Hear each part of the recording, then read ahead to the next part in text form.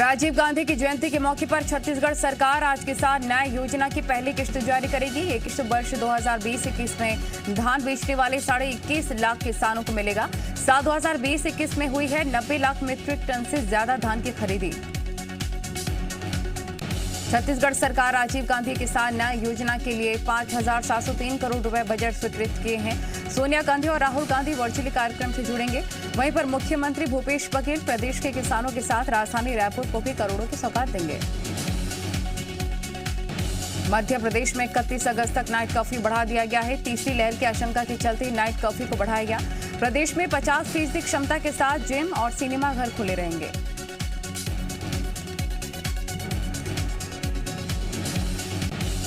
इंदौर में पहली बार 17 महीने बाद भी कोरोना के एक भी केसेस सामने नहीं आए। वहीं गुरुवार को पहली बार इंदौर में 0 डे घोषित किया गया।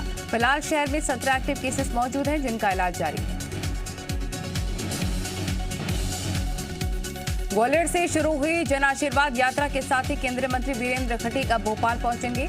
वहां पर वो प्रबुद्ध जनों और धर्म गुरुओं से मुलाकात करेंगे।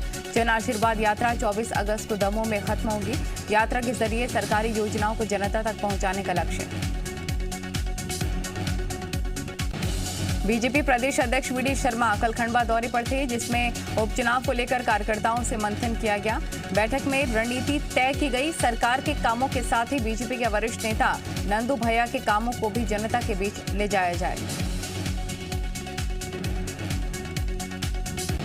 बीजेपी का दावा है कि सामूहिक नेतृत्व और नंदू भैया के जरिए खंडवा की सीट को बीजेपी फतेह करेगी। वहीं पर कांग्रेस ने बीजेपी के दावों पर सवाल खड़े करते हुए कहा कि नंदू भैया ने ऐसा कोई काम नहीं किया जिसे जनता को बताया जाए।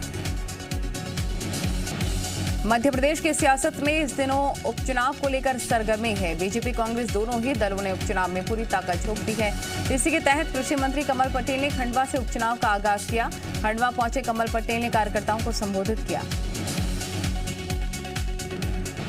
खंडवा से प्रत्याशी के नाम पर उन्होंने कहा कि पार्टी जिसको भी तिलक कर देगी वो हमारा प्रत्याशी होगा, क्योंकि चुनाव कमल का फूल लड़ता है। कमल पटेल ने बीजेपी को किसान हितैषी बताया। उन्होंने कहा कि इतिहास में पहली बार किसानों को फसल का सही दाम मिला।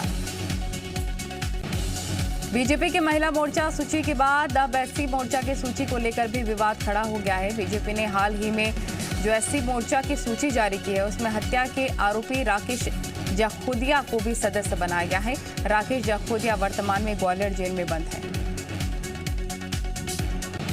राकेश जाखोदिया के नाम को लेकर अब कांग्रेस हमलावर हो गई है। कांग्रेस ने कहा बीजेपी का चाल चरित्र और चेहरा उजागर हो रहा है।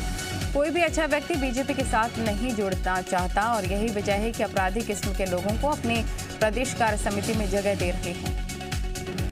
बीजेपी के जिला अध्यक्ष कमल माखीजानी ने सफाई देते हुए कहा कि इस बात की कोई जानकारी नहीं है कि आखिर राकेश जाखोदिया का नाम कैसे आया। हालांकि उन्होंने राकेश जाखोदिया का बचाव करते हुए कहा कि वो हत्या के मामले में आरोपी है। अभी तक कोर्ट ने सजा नहीं दी है। एमपी में अगस्त की शुरुआती कुछ दिनों से जारी लगातार बारिश के बीच 3 से 4 दिन का ठहराव रहा, लेकिन मौसम विभाग ने एक बार फिर से बारिश को लेकर अलर्ट जारी कर दिया है। इस साल पहली बार प्रदेश के उत्तरी हिस्से खासकर ग्वालियर और चंबल संभाग में बारिश से तबाही मची थी। मौसम विभाग ने चेतावनी जारी करते हुए कहा कि आने वाले 24 घंटे में मध्य प्रदेश से कई जिलों में भारी बारिश की संभावना है, तो कुछ जिलों में गरज चमक के साथ बौछारें गिरेंगी। यानी कि मध्य प्रदेश में इस महीने में दूसरी बार बारिश का दौर शुरू होने जा रहा है। छत्तीसगढ़ में मौसम विभाग ने बारिश को लेकर अलर्ट जारी किया। मौसम विभाग ने प्रदेश के 8 जिलों में भारी बारिश की आशंका जताते हुए ऑरेंज अलर्ट जारी किया। वहीं विभाग ने रायपुर समेत कई हिस्सों में मूसलाधार बारिश की भी चेतावनी जाहिर की है। छत्तीसगढ़ में मौसम विभाग की माने तो हिमालय के तलहटी के करीब मानसून ट्रफ है, जिसका झुकाव दक्षिण पश्चिम की ओर बना हुआ है। ऐसे में उत्तर और मध्य छत्तीसगढ़ के कुछ हिस्से में बारिश की संभावना है। राज्यसभा सांसद छाया वर्मा और फूलो देवी नेताम के साथ राज्यसभा में दुर्व्यवहार के मामले को लेकर छत्तीसगढ़ कांग्रेस ने मौन प्रदर्शन किया। रायपुर के गांधी मैदान में कांग्रेस नेताओं और कार्यकर्ताओं ने मौन धरना दिया और इस धरने में सीएम भूपेश बघेल भी शामिल हुए। गांधी मैदान में धरने के बाद सीएम बघेल ने बीजेपी पर निशाना साधते हुए कहा कि महिला सांसदों के साथ हुई घटना छत्तीसगढ़ की माता बहनों का ही नहीं बल्कि पूरी नारी जाति का अपमान है। सीएम ने कहा बीजेपी ने लोकतंत्र की हत्या की है। केंद्र सरकार की भारतमाला परियोजना के पहले चरण में चंबल एक्सप्रेसवे को भी शामिल किया गया है। इसके साथ ही झांसी के ग्रीनफील्ड कनेक्टिविटी और द्वारिका से नासिक तक बनने वाले प्रोजेक्ट को भी भारतमाला परियोजना में शामिल किया गया है। चंबल एक्सप्रेसवे को भारतमाला परियोजना में जोड़ने पर सीएम शिवराज सिंह ने नितिन गडकरी और प्रधानमंत्री का आभार व्यक्त किया। उन्होंने लिखा कि इस महत्वाकांक्षी परियोजना मध्य प्रदेश के ग्वालियर चंबल क्षेत्र का अभूतपूर्व विकास और प्रगति का मार्ग प्रशस्त होगा।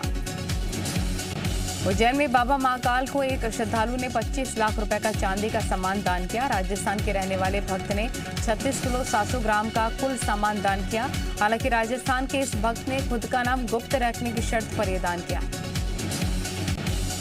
सिविल ड्रेस में कमर पर पिस्टल लगाए कई पुलिस कर्मियों को रौब झाड़ते देखा होगा, लेकिन ग्वालियर में अब ऐसा नहीं चलने वाला है।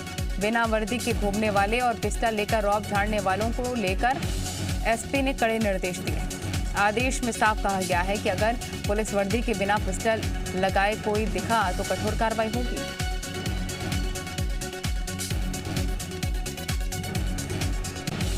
प्रशासन के लाख समझाने के बाद भी लोग अपनी जान जोखिम में डालने से बाज नहीं आते। आगर मालवा के गुंदी कला गांव का मामला है, जहां बहने वाली नाला भारी बारिश के बाद उफान पर है। इंदौर में कोरोना के केस लगातार कम होने के बाद प्रशासन ने राहत की सांस ली थी, लेकिन अब एक बार फिर से शहर में कोरोना के केसेस मिलने लग गए। इंदौर में त्योहारों का सीजन होने के कारण प्रशासन की चिंता बढ़ गई है। ऐसे में बाजारों में लोगों से कोरोना गाइडलाइन का पालन करवाना प्रशासन के लिए बड़ी चुनौती बन गया है। धार में एक युवक के फांसी लगाकर जान देने के मामले सामने आए हैं। मृतक धर्मपुरी का रहने वाला था। करीब 5 बजे युवक ने रामनगर में खुदकुशी कर ली थी।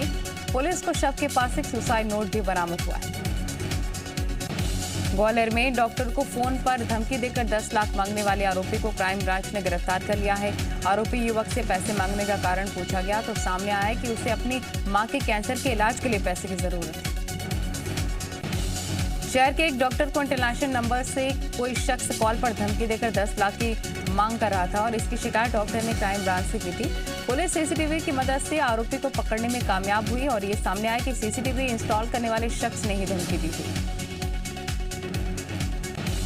जगदलपुर में सराफा व्यापारी के साथ हुई लूट के मामले में पुलिस को 1 महीने बाद सफलता मिली। पुलिस ने 4 आरोपियों को गिरफ्तार कर लिया है और उनके पास से करीब 23 लाख का सोना बरामद किया है। पुलिस ने मामले को गंभीरता से लेते हुए 6 टीमों का गठन किया था, जिसके बाद सीसीटीवी और मुखबिर की सूचना की मदद से पुलिस आरोपी की तलाश कर रही थी और लुटेरों के ठिकानों पर दबिश देकर 4 आरोपियों को पकड़ लिया, जबकि 2 अभी भी फरार हैं। बैतूल में 18 दिन से रेप की रिपोर्ट लिखवाने के लिए एक रेप पीड़िता थाने से लेकर एसपी दफ्तर के चक्कर लगा रही है, लेकिन उसकी कोई सुनवाई नहीं हो रही। पीड़िता नर्सिंग की छात्रा है और छात्रा के हंगामे की खबर के बाद उसे बुलाया गया, उसकी रिपोर्ट लिखी गई। डीएसपी पल्लवी कौर ने बताया कि युवती की एफआईआर दर्ज कर शाहपुर थाना भेजा जा रहा है। एफआईआर में देरी पर उन्होंने कहा इसकी जांच कराई जाएगी। टीकमगढ़ जिले में एक 1.5 साल की बच्ची पानी में डूब गई थी। बेहोशी की हालत में उसे बड़गांव के सामुदायिक स्वास्थ्य केंद्र लाया गया, जहां डॉक्टर्स ने उसे प्राथमिक उपचार दिए बिना देखे टीकमगढ़ रेफर कर दिया। घंटों की मशक्कत के बाद पुलिस ने सरकारी वाहन से बच्ची को इलाज के लिए टीकमगढ़ रवाना किया, लेकिन रास्ते में ही बच्ची की मौत हो गई। बैतूल में 17 साल की नाबालिग ने कीटनाशक पीकर खुदकुशी की कोशिश की। मामला होंडा डोंगरी के चोपना थाना इलाके का। इसमें पीड़िता ने बताया कि पिछले 2 से 3 साल से उसे रणजीत नाम का एक युवक परेशान कर रहा था। युवक कुछ समय पहले पीड़िता को बहला फुसलाकर अपने घर ले गया था, जहां उसने किशोरी को बेहोश करके उसके साथ आपत्तिजनक फोटो खींच ली। पीड़िता के मुताबिक युवक उन तस्वीरों को वायरल कर रहा है और उसे ब्लैकमेल कर रहा है।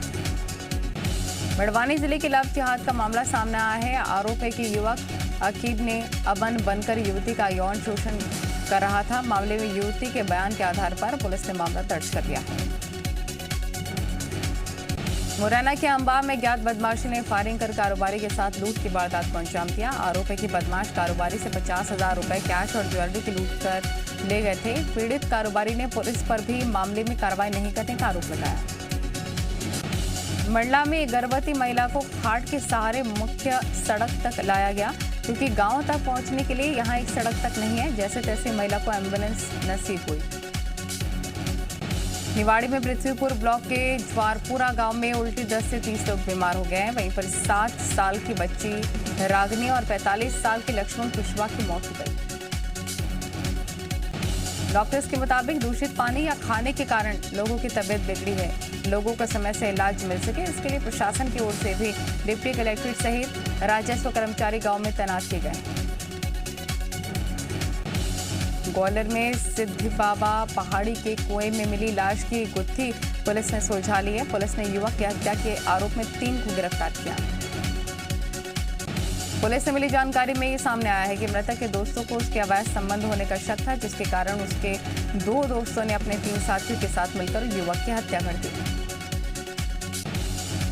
रक्षाबंधन के त्योहार पर बाजार में मिलावटी मिठाइयों की भरमार हो सकती है। इसी को ध्यान में रखते हुए नरसिंहपुर का खाद्य विभाग अभी से सतर्क है। चेकिंग लगातार जारी।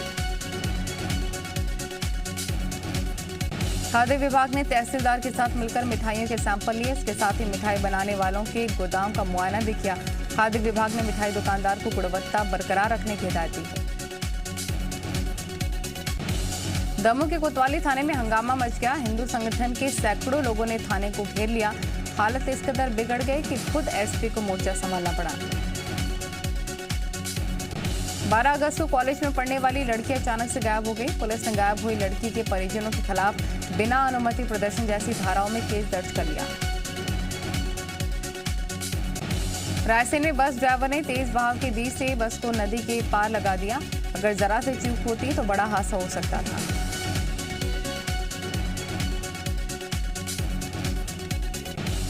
रायसेन में तेज बारिश के चलते बीना नदी उफान पर है। ऐसे में पानी नदी पर बने पुल से करीब 2.5 फीट ऊपर बह रहा है, लेकिन लोग अपनी जान जोखिम में डालने से बाज नहीं आ रहे। आज पीएम मोदी गुजरात के सोमनाथ में कई परियोजनाओं का उद्घाटन और शिलान्यास करेंगे। सुबह 11 बजे वीडियो कॉन्फ्रेंसिंग के माध्यम से जुड़ेंगे पीएम।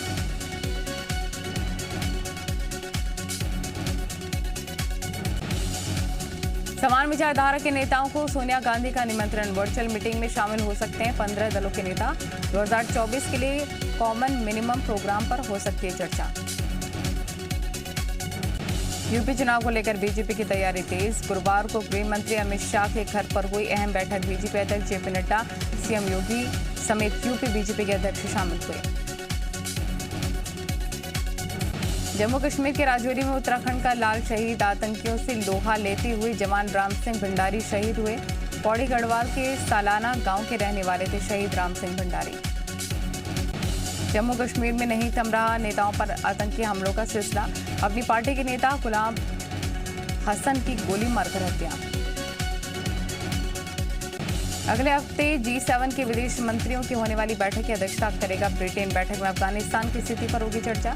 वीडियो कॉन्फ्रेंसिंग के माध्यम से जुड़ेंगे सभी विदेश मंत्री। अफगानिस्तान में फंसे भारतीयों को लाने के लिए अभियान जारी। मिशन के दूसरे चरण में 290 लोगों को लेकर आ सकता है विमान। पहले चरण में 148 भारतीयों को लाया गया था। चीन ने तालिबान से संपर्क साधने का किया दावा। तालिबान को स्पष्ट नेतृत्व और तर्क संगत संगठन बताया। कहा कि उद्देश्यपूर्ण फैसलों पर काम करेगा तालिबान।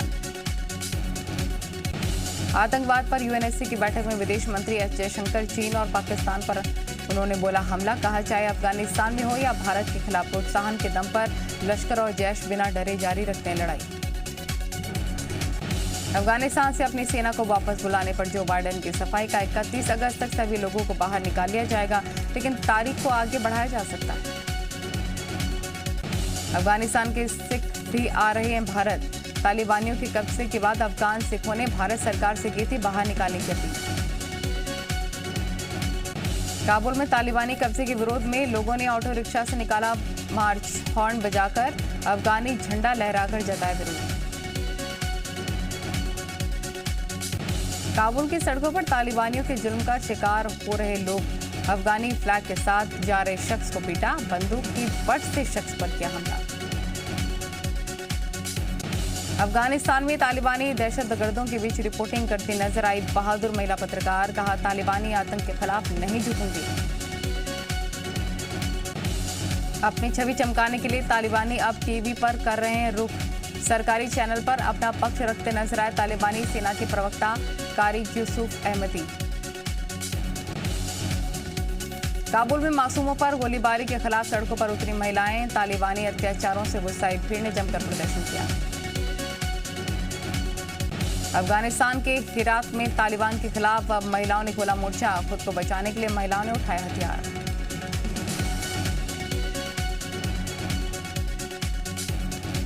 तालिबान को पाकिस्तान का खुला समर्थन, विदेश मंत्री कुरैशी बोले तालिबान के खिलाफ चलाया गया प्रोपेगेंडा तालिबान के शांतिपूर्ण कदमों का स्वागत करते हैं। पाकिस्तान के सिंध प्रांत में जोरदार धमाके में 3 लोगों की मौत की खबर, शिया समुदाय को निशाना बनाकर किया गया हमला। अमेरिका में कैलिफोर्निया के कैलडोर में अभी भी धधक रही है जंगलों में लगी आग, 62,000 एकड़ से ज्यादा इलाके में लगी आग, प्रभावित इलाकों से लोगों को किया जा रहा रेस्क्यू।